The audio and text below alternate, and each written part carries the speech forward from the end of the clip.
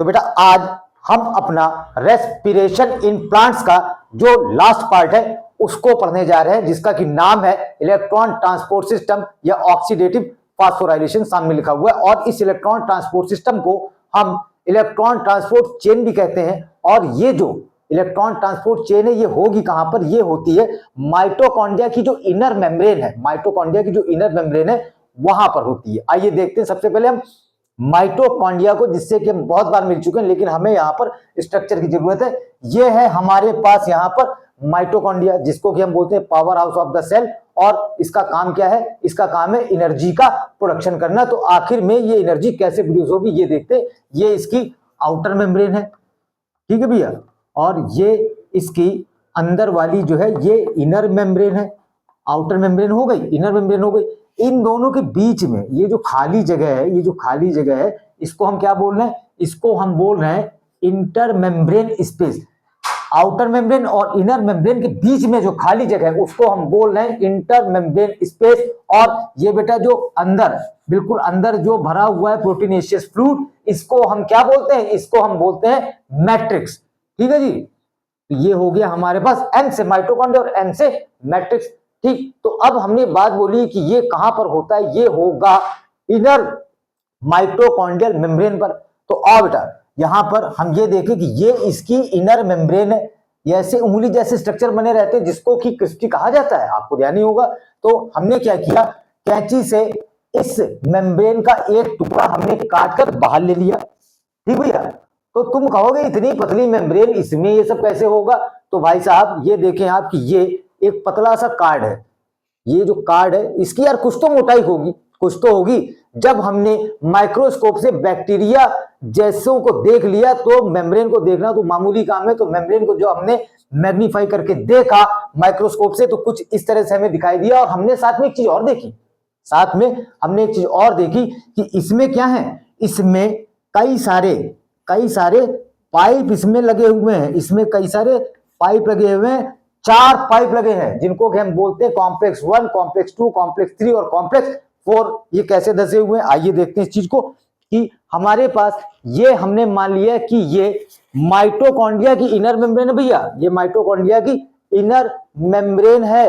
और ये तुम देख रहे हो कि यहां पर थोड़ी जगह है तो इसमें क्या कर दिया है सेल ने, इसने कॉम्प्लेक्स मतलब प्रोटॉन पंप, इनको क्या कर रखा है, इनको इस इनर मेम्ब्रेन में इस तरह से धसा रखा है। अब तुम देखो भाई इधर वाला एरिया जगह नहीं है इतनी, इधर वाला जो एरिया यहाँ क्या मैट्रिक्स पानी भरा हुआ है, ये है इसकी मेम्ब्रेन। और यहां से क्या होगा, हाइड्रोजन आयंस को इधर भेजना। और कहा इधर ये माइटोकॉन्ड्रिया की दोनों मेम्ब्रेन का जो बीच का स्पेस है यहाँ पर हाइड्रोजन आयन को इकट्ठा करके एनर्जी प्रोड्यूस करना, यही है इलेक्ट्रॉन ट्रांसपोर्ट चेन। तो आइए हम इसको शुरू से देखते हैं। ठीक, पहली बात तो ये है, पहली बात तो ये है और पहली बात तो ये है कि इलेक्ट्रॉन ट्रांसपोर्ट सिस्टम का भाई साहब पर्पस क्या है जी, क्या उद्देश्य है इसका, आखिर हम क्यों पढ़ रहे हैं इस इलेक्ट्रॉन ट्रांसपोर्ट सिस्टम को। तो इसका भाई साहब पर्पस ये, इसका उद्देश्य ये कि जो क्रेब्स साइकिल में NADH2 और FADH2 बन चुके हैं उनसे हमें क्या करना है, उनसे हमको वसूली करनी है। क्या वसूली करनी है कि जो NADH प्लस H प्लस है उससे हमको लेना है 3 ATP, उससे बनाना है हमको 3 ATP और FADH2 से हमें बनाना है 2 ATP। ठीक, इतनी बात क्लियर है। तो आइए ये इसकी जो इनर मेम्ब्रेन है इसको उठाकर हमने क्या कर दिया, इलेबोरेट कर दिया। तो सबसे पहले तो हम चारों कॉम्प्लेक्सेस के नाम याद कर लेते भैया। पहला क्या है, कॉम्प्लेक्स 1 NADH2 डिहाइड्रोजिनेज कॉम्प्लेक्स, यहां हमने नाम लिख रखा है। और भाई साहब ये जो नाम से ही बहुत चीजें क्लियर हो जा रही है, यहां पर NADH2 है तो इसका ही होगा डिहाइड्रोजिनेज। डिहाइड्रोजिनेज पे तुम ध्यान करो कि इसका क्या मतलब हुआ, इसका मतलब हुआ हाइड्रोजन आयन को निकालना, हाइड्रोजन को एक्सट्रैक्ट करना। और तीसरी चीज लिख रखी कॉम्प्लेक्स, कॉम्प्लेक्स का भी मतलब है यहाँ पे कॉम्प्लेक्स भाई साहब यहाँ पर क्या है, प्रोटीन कॉम्प्लेक्स। कॉम्प्लेक्स ये है, ये जो आपका बना हुआ है ये पूरा स्ट्रक्चर FML FES ये है प्रोटीन कॉम्प्लेक्स। ठीक, अब सुनो भैया जो बिल्कुल रियल इसका काम है, ग्लूकोज से बात हुई थी, ग्लूकोज से सेल की बात हुई थी। सेल ने पूछा कि तुम हमको क्या दे सकते हो, ग्लूकोज ने कहा मैं आपको साहब एनर्जी दूंगा ATP के फॉर्म में, बोले दो। अब ग्लूकोज ने क्या किया, सबसे पहले ग्लाइकोलिसिस, नंबर 2 उसके बाद ऑक्सीडेटिव डीकार्बोजाइलेशन, तीसरा उसका पाला पड़ा क्रेब्स साइकिल से, तो जब क्रेब्स साइकिल से उसका पाला पड़ा तो इस मैट्रिक्स में जो पूरा प्रोटीनेशियस बना हुआ था, फ्लूइड भरा हुआ था, वहां पर क्या हो गया, NADH2 और FADH2 की सिंथेसिस हो गई, NADH2 और FADH2 की सिंथेसिस हो गई। अब मुख्य काम है इसका, पर्पस क्या है इसका, मुख्य काम है इनसे ATP को निकालना। तो ATP को निकालने के लिए प्रोसेस होगा जिसको हम बोलेंगे कि इन NADH2 और FADH2 का भाई साहब क्या होगा, यहां पर होगा इनका ऑक्सीडेशन, यहां पर होगा इनका ब्रेकडाउन, यहां पर क्या होगा, यहीं से इलेक्ट्रॉन इनमें जो होंगे वो ट्रांसपोर्ट करेंगे, चीजों को कंप्लीट करेंगे और क्या होगा, हाइड्रोजन आयन पंप हो जाएंगे, हाइड्रोजन आयन पंप हो जाएंगे। तो सबसे पहली समस्या है कि हमारे पास NADH+H+ में हमारे पास कितने हाइड्रोजन है, 2 हाइड्रोजन है।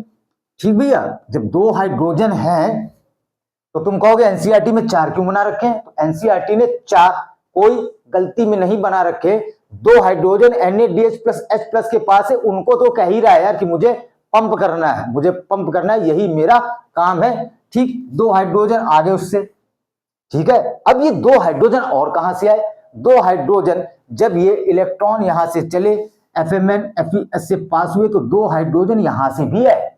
उन्होंने क्या किया कि इस मैट्रिक्स से हाइड्रोजन आयन को उठाकर क्या किया, उठाकर यहां पर पंप कर दिया, यहां पर हमने क्या कर दिया, पंप कर दिया। वो साइकिल वाला पंप देखा ना आपने, ऐसे से करके भरते हैं तो हवा भर रहे हैं, ऐसे यहां से क्या कर रहे हैं, हम भी पंप कर रहे हैं, हाइड्रोजन आयन क्या हो जा रहे हैं, हाइड्रोजन आयन उधर चले जा रहे हैं। तो इस तरह से 4 हाइड्रोजन यहां पे मिल जाएंगे। अब तुम दूसरी बात देखोगे एनसीईआरटी में कि जो कॉम्प्लेक्स 2 है उसको बेचारे को दिखा दिया कि तुम हो बेकार। कह रहा क्या बेकार है, कह रहे कि तुम केवल हाइड्रोजन आयन को ले सकते हो, इलेक्ट्रॉन को ले सकते हो, लेकिन तुम इनको पंप नहीं कर सकते। कह रहे क्यों, हमें क्या है, हमें क्या खराबी।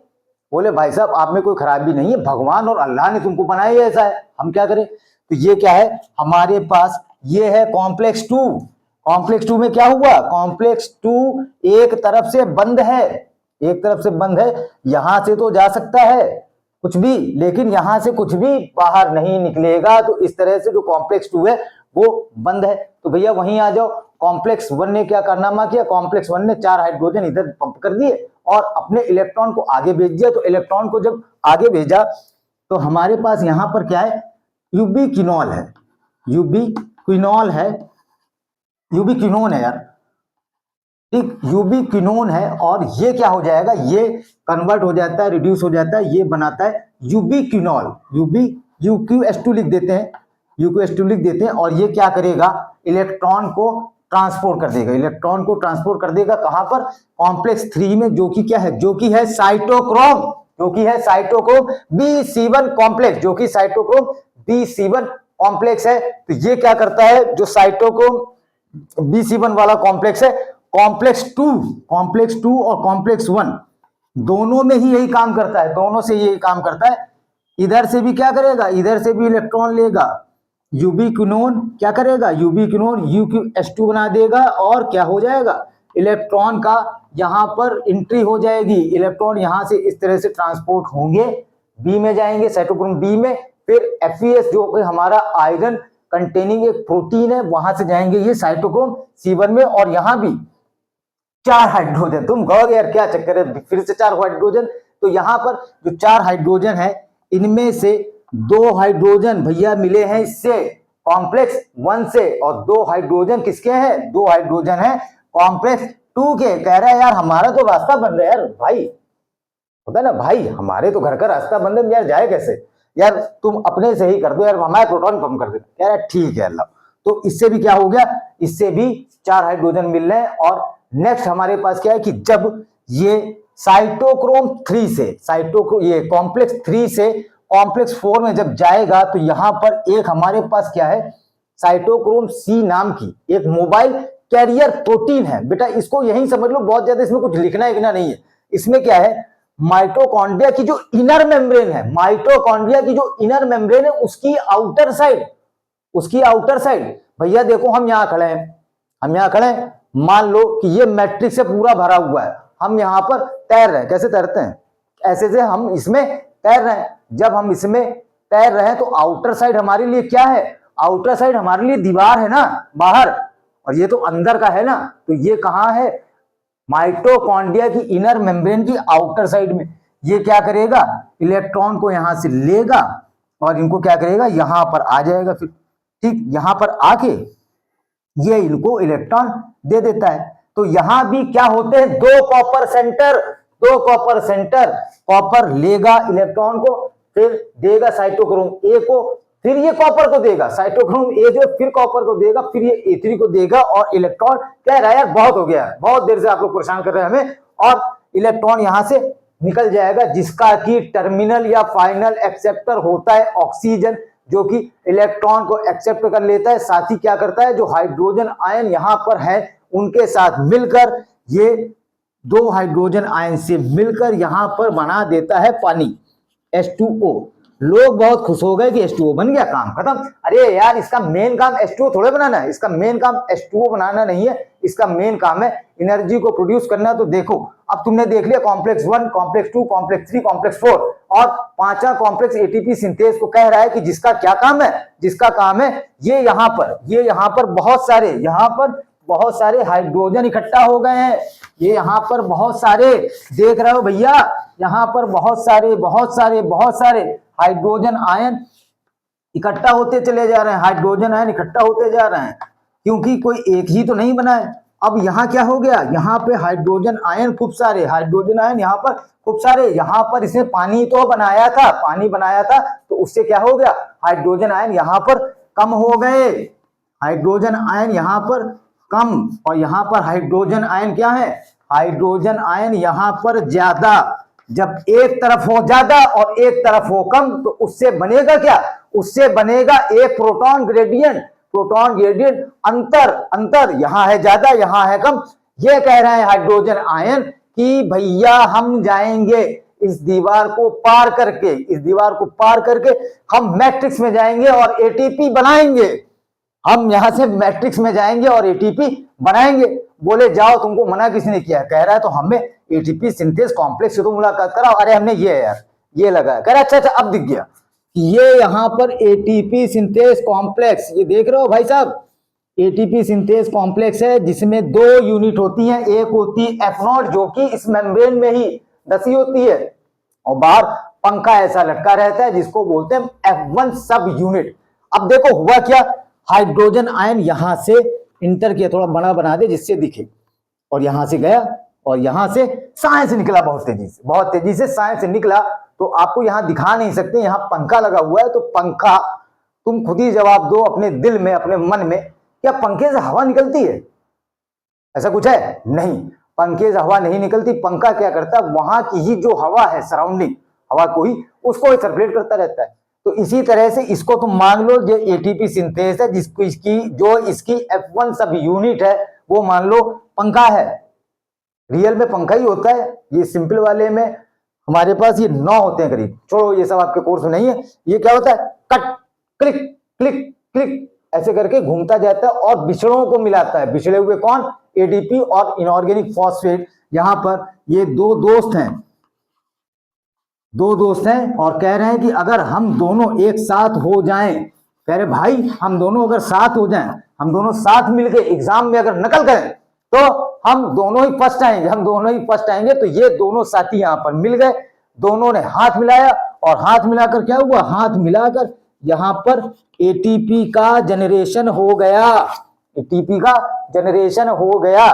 ठीक भैया, तो NADH2 और FADH2 की हो गई लड़ाई। NADH2 ने FADH2 को थप्पड़ मार दिया, बोले तुम अपनी औकात में रहो। कह रहा औकात में रहे? क्यों?